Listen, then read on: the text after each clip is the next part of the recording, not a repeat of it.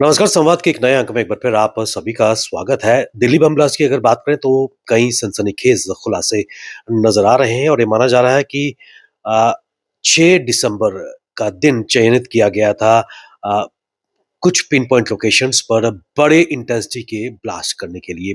लेकिन जिस तरह कश्मीर में जैश-ए-मोहम्मद के पोस्टर्स और उसके बाद लगातार तफ्तीश और ये तार खुलते नज़र आ रहे हैं, लेकिन सबसे चौंकाने वाला खुलासा व्हाइट कॉलर प्रोफेशनल्स टेरर को प्रोत्साहित कर रहे हैं, पोषित कर रहे हैं और कहीं न कहीं दिमाग देकर पूरे भारतवर्ष में इस तरह के टेरर मॉड्यूल काम करते हुए नज़र आ रहे हैं। लेकिन सबसे बड़ी बात जम्मू कश्मीर और खासकर कश्मीर से तार जुड़ते हुए नज़र आ रहे हैं और डॉक्टर उमर, डॉक्टर राथर, मुज़म्मिल और डॉक्टर शाहीना की अगर बात करें, प्रयासरत यही थे कि भारतवर्ष में लगातार आतंक का तांडव वो खेला जाए, लेकिन ऐसा नहीं हुआ। लेकिन फिर भी एक कितनी बड़ी चुनौती, खासकर दिल्ली बम ब्लास्ट के बाद और जो लगातार खुलासे हो रहे हैं, इन सब पर बात करने के लिए हमारे साथ जुड़ चुके हैं ब्रिगेडियर अनिल गुप्ता जी, जाने-माने रक्षा विशेषज्ञ। Sir, welcome to the show. Thank you Vivek. Sir, सबसे पहले मैं जानना चाहूँगा white collar terrorism Jammu Kashmir के लिए कोई नई बात नहीं है। इससे पहले भी कई पढ़े-लिखे वेल क्वालिफाइड लोग आतंक को पोषित करते आए हुए हैं, आतंक को प्रोत्साहित करते हुए नज़र आ रहे हैं। कितनी बड़ी डेंजरस स्ट्रेटजी नज़र आ रही है सर? देखिए, जैसा आपने कहा व्हाइट कॉलर टेररिज्म जो है, वो जम्मू कश्मीर के लिए नया नहीं है। लेकिन जो चीज़ इस वक़्त नई आई है, जो दोहराने वाली है, वो है अल फलाह यूनिवर्सिटी का रोल। जी। क्योंकि अल फलाह यूनिवर्सिटी का जो रोल है, वो एक बहुत ही सस्पिशियस और मैं कहूँगा कि ऐसा रोल है जिसके ऊपर बड़ी डिटेल्ड इन्वेस्टिगेशन की ज़रूरत है। व्हाइट कॉलर टेररिज्म था, व्हाइट कॉलर टेररिज्म के इंसिडेंट्स थे, लेकिन ऑर्गेनाइज्ड व्हाइट कॉलर टेररिज्म जो है वो अभी सामने आ रहा बिल्कुल। है। और ये ऑर्गेनाइज्ड जो व्हाइट कॉलर टेररिज्म है, is not only confined to J and K, इसकी तारें अलग अलग स्टेट्स के अंदर जुड़ी हुई हैं। तो इसलिए मैं तो कहूंगा कि ये व्हाइट कॉलर टेररिज्म जो है वो नई बात नहीं है, लेकिन जैसे ये पकड़ा गया है और जैसे इसके तारे जुड़ रही हैं, ये एक बहुत बड़ी नई बात है और हमें इसको सीरियसली लेना पड़ेगा। सर, जैसे आपने कहा कि इसे ऑर्गेनाइज्ड व्हाइट कॉलर टेररिज्म क्योंकि इंटरस्टेट मॉड्यूल्स निकल के सामने आ रहे हैं। एटीएस ने गुजरात से 3 लोगों को पकड़ा जिनमें एक डॉक्टर भी थे, चाइना से एमबीबीएस करके आए थे और केमिकल पर काम करते हुए नज़र आए थे। आज कानपुर से एक और डॉक्टर को पकड़ा गया हुआ है। डॉक्टर शाहीन की अगर बात करें, लखनऊ से उनके तार जुड़े हुए थे और कहीं न कहीं 2021 में डॉक्टर मुज़म्मिल, डॉक्टर उमर को तुर्की ले जाते हैं। वहाँ जैश-ए-मोहम्मद के हैंडलर से उनकी मुलाकात और फिर रेडिकलाइज़ेशन की अगर बात करें, कितना बड़ा रोल इस तरह के टेरर मॉड्यूल भारतवर्ष में चुनौती पेश कर रहे हैं? देखिए, ऐसा है कि ये जो टेरर मॉड्यूल्स हैं, इनसे साफ ज़ाहिर है कि जो टेररिज्म को हम सोच रहे थे कि टेररिज्म धीरे-धीरे खत्म हो रहा है, वो फैल भी रहा है और ख़ासकर उन राज्यों के अंदर फैल रहा है जो कि अब तक शांतिपूर्ण माने जाते थे। अगर आप देखेंगे जो स्टेट्स जो चुनी गई हैं, वो ऐसी स्टेट्स हैं जो कि हमेशा कम्युनली सेंसिटिव रही हैं। इन स्टेट्स के अंदर बेसिक इनका एम जो था, मेरी नज़र हमेशा जो इनका एम रहा है, किसी तरह से भी भारत के अंदर कम्युनल क्लैशेस कराई जाए और यही इस मॉड्यूल का भी मुझे जो है वो मकसद लगता है। लेकिन हैरानकुन बात यह है कि देखिए, एक डॉक्टर साहब थे 2023 में, जिनको कि यहाँ से सर्विस से निकाला गया था टेररिज्म के साथ उनका लिंक होने के लिए। एलजी साहब ने उसको निकाला था, बिल्कुल। गवर्नमेंट एडमिनिस्ट्रेशन ने। लेकिन उसी डॉक्टर को इस अल फलाह यूनिवर्सिटी ने अपॉइंट किया, ये मालूम होते हुए कि ये जम्मू कश्मीर से इनको निकाला गया है टेररिज्म के साथ इनका लिंक होने के कारण। उनको वहां पर आप हेड ऑफ डिपार्टमेंट बना देते हैं। तो इससे साफ जाहिर है, मेरे मन में कोई शक नहीं है कि अल फाला यूनिवर्सिटी भी जो है वो भी इसी व्हाइट कॉलर टेररिज्म का एक हिस्सा है, इसमें पूरी तरह इन्वॉल्व है और it was acting as a haven for white collar terrorist. Sir, जो अभी बड़ी खुलासा आया है कि 6 दिसंबर पिन पॉइंट किया गया था कि एक वाइडर टेरर एंगल्स और ब्लास्ट की साजिश। क्या कहेंगे सर? देखिए, ये तो दिल्ली को दहलाने के लिए ये सब प्लान किया जा रहा था और जो टारगेट्स चुने गए थे, फिर भी मैं कहूंगा जो टारगेट चुने गए हैं, उनसे साफ जाहिर है कि वो चाहते थे किसी न किसी तरह पर दंगे फसाद हों और मैस कैजुअलिटीज हों, क्योंकि जो टारगेट चुने गए थे वहां पे फुटफॉल इतना ज्यादा है कि आप अगर वहां पे एक्सप्लोजन करते हैं तो वो it lead to large number of casualties. और ये जो 6 तारीख है, ये क्यों चुनी गई मुझे शायद इतना समझ नहीं आ रहा है। बाबरी मस्जिद का डेटा। ओ यस यस यस। तो देखिए ना, फिर तारे कहाँ जुड़ रही हैं, बिल्कुल। कहाँ जा रहा है ये सब मामला। तो हम तो सोचे थे कि बाबरी मस्जिद गॉन केस नाउ, पर इसको रिवाइव किया जा रहा है। इसका मतलब है कि ये तो रिवेंजफुल एक्टिविटी थी। एग्जैक्ट। तो हमें बहुत सावधान रहना पड़ेगा।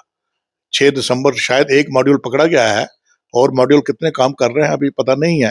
पर जिस तरह से पकड़ा गया है ये मॉड्यूल, उसके लिए मैं एसएसपी श्रीनगर को बहुत बड़ी मुबारकबाद देना चाहूंगा, और उनकी काबिलियत के ऊपर मैं बहुत ही खुश हूं। क्योंकि ये जो पोस्टर लगना जैश ए मोहम्मद के आम बात थी, कश्मीर के अंदर कोई नई बात नहीं है ये, लेकिन उस आम बात को उन्होंने खास बात समझा, और उनके दिमाग में लगता है, उनके जो प्रोफेशनल होते हैं ना, उनके दिमाग में घंटी बजती है कि कुछ ना कुछ होने वाला है। तो शायद उनके दिमाग में घंटी बजी, और उस घंटी बजने का ही ये नतीजा है कि हमने इनको प्री मैच्योरली, इससे पहले कि ये अपना प्लान इंप्लीमेंट कर सकते 6 दिसंबर को, ये पूरा मॉड्यूल जो है वो पकड़ा गया। और उसी का एक पैनिक रिएक्शन हमने देखी, कैसे डॉक्टर उमर ने वो जो है लाल किले के पास अपना सुसाइड बॉम्बर का एक्ट किया, और कैजुअलिटीज वहां पर हुई। तो कहने का मतलब ये है कि दहशतगर्दी खत्म नहीं हुई है, टेरर मॉड्यूल्स बढ़ रहे हैं, और इनमें वो लोग शामिल हो रहे हैं जिनके ऊपर उम्मीद नहीं की जा सकती। और खासकर डॉक्टरी पेशा, डॉक्टरी पेशा तो वो पेशा है जो लोगों को जिंदगी देता है। लोग डॉक्टर के पास जाते हैं जिंदगी अपनी बचाने के लिए, पर ये तो डॉक्टर लगे हुए थे बिहाइंड द सीन, जिंदगी और छीनने के लिए, और मौतों का एक तांडव कराने के लिए। तो ऐसे डॉक्टरों को भी तो अब हमें एक क्वेश्चन मार्क लगना पड़ेगा। और मेरे को लगता है कि इन्होंने डॉक्टरों का जो पेशा है, एक वेरी ऑनरेबल पेशा, उसके ऊपर एक बहुत बड़ा दाग इन्होंने लगा दिया है। सर 17 अक्टूबर को जैश ए मोहम्मद के पोस्टर श्रीनगर में निकले, उसके बाद डॉक्टर संदीप की अगर बात करें आईपीएस अधिकारी, कहीं ना कहीं उनकी एक इंट्यूशन और उसके बाद जो तार खुलते नजर आ रहे हैं, सनसनीखेज खुलासे इसमें निकल कर सामने आ रहे हैं। लेकिन कुल मिलाकर खाली जम्मू कश्मीर ही नहीं, लेकिन यहाँ पर पिछले कुछ सालों से लगातार बाहर से जो खासकर सो कॉल्ड धर्म गुरुज यहाँ मौलवीज आ रहे हैं, जो रेडिकलाइजेशन की प्रक्रिया पिछले कई सालों से कश्मीर में जम्मू संभाग में भी चलती नजर आ रही है, कितनी बड़ी चुनौती पोज की जा रही है। कल जमात उल इस्लामी के कई ठिकानों पर भी छापे किए गए, आपत्तिजनक दस्तावेज भी बरामद हुए। देखिए, रेडिकलाइजेशन ही सबसे बड़ी चुनौती है, नहीं तो कोई जस्टिफिकेशन नहीं है कि जो well to do, well paid doctors, आप वो इस प्रकार के कार्रवाई में शामिल होंगे। It is only because of radicalisation. और रेडिकलाइजेशन को कौन कर रहा है? दो तरीके हैं, एक है ऑनलाइन रेडिकलाइजेशन, और दूसरा है फिजिकल रेडिकलाइजेशन। और फिजिकल रेडिकलाइजेशन के अंदर ये मौलवी और जो इमाम है, इनका बहुत बड़ा हाथ है। और खासकर मुझे ये समझ नहीं आती कि हमारी रियासत के अंदर बाहर से मौलवी और इमाम क्यों आ रहे हैं? क्या हमारे यहाँ पर कमी थी मौलवी इमामों की?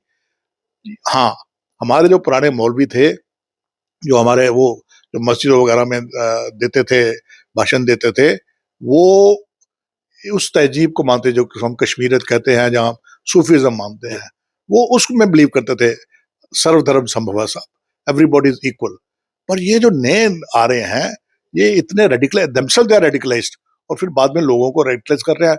पहले मदरसे के थ्रू कर रहे थे, मस्जिदों के थ्रू हो रहा है, और अब तो घर घर जाकर रेडिकलाइज कर रहे हैं। एक ऐसे ग्रुप्स बना दिए इन्होंने जो कि रेडिकलाइजेशन का वहां पे एक किस्म का आपकी क्लासेस चलती हैं। तो ये बहुत बड़ा खतरा है। कश्मीर के नौगाम से भी एक मौलवी को गिरफ्तार किया गया है, जो ये माना जा रहा था कि he himself was working in as a paramedical in government medical college Srinagar and was in contact with doctor Rahat, doctor Umar और डॉक्टर मुजम्मिल, और कहीं ना कहीं ब्रेन वॉश करने का प्रयास किया जा रहा है। और ऐसे में आपत्तिजनक दस्तावेज न केवल उनसे बरामद हुए, बल्कि ऑनलाइन तरीके से अफगानिस्तान में जो हैंडलर से उनके कॉन्टैक्ट में था, ऐसे कई मॉड्यूल्स इस वक्त कश्मीर में भी काम कर रहे हैं सर। तुर्की भी गए हैं, जी 2021 में। तुर्की भी गए हैं, आईएससी हैंडलर्स के साथ उनकी बात होती रही है। ये सारी चीजें साफ जाहिर करती हैं कि इसकी जो तारे हैं अंदर नहीं है, तारे बाहर जुड़ी हुई हैं, और कंट्रोल इनका बाहर से हो रहा है। मास्टरमाइंड्स बाहर बैठे हुए हैं, उन लोगों को इस्तेमाल किया जा रहा है, और ये रेडिकलाइज्ड हो चुके हैं, इसलिए ये कुछ भी करने को तैयार है।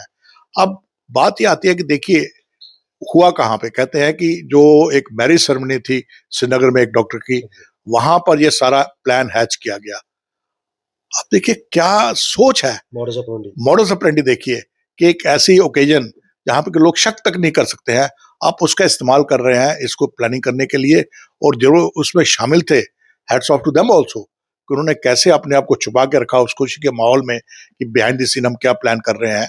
पर चिंता का विषय है, क्योंकि हमें इन सब चीजों, इससे होगा क्या, इसका नतीजा क्या होगा? आम आदमी के ऊपर सख्ती हो जाएगी। आम आदमी जो अभी कश्मीर में धीरे धीरे जो एक खुशी की लहर थी फैल रही थी उनमें, नॉर्मलिसी की तरफ बढ़ रहे थे, अब वो दोबारा शिकार होंगे इन चीज़ों के, क्योंकि जब शक की नज़र पड़नी है तो फिर सबके ऊपर पड़ेगी।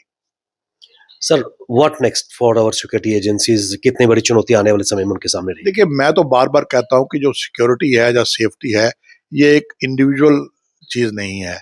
ये एक प्रोसेस नहीं है, ये एक सिस्टम है और इस सिस्टम के अंदर एक होल नेशन अप्रोच चाहिए हमें। हर आदमी को अलर्ट रहना पड़ेगा, हर आदमी को विजिलेंट रहना पड़ेगा और हर आदमी को एज़ फ्रंट लाइन सोल्जर अपने आप को समझना पड़ेगा अगर हम इस प्रकार के टेररिज्म को रोकना चाहते हैं, क्योंकि ये लोग हमारे बीच ही रह रहे हैं। जब हमारे बीच ही रह रहे हैं तो इनको पहचानना भी हमारा काम है। इतना आसान काम नहीं है, पर अगर हम विजिलेंट होंगे, अगर आप मान लीजिए शादी के अंदर ही कुछ लोग विजिलेंट होते और उनकी देखते, कहीं न कहीं तो अलग बैठे होंगे, कहीं न कहीं तो मिले होंगे, क्यों लोग ये इतने लोग इकट्ठे क्यों मिल रहे हैं, आफ्टर फंक्शन क्यों बैठ रहे हैं। अगर किसी तरह का इस तरह का दिमाग होता, तो वो शायद उस वक़्त ही ये लोग पकड़े जाते।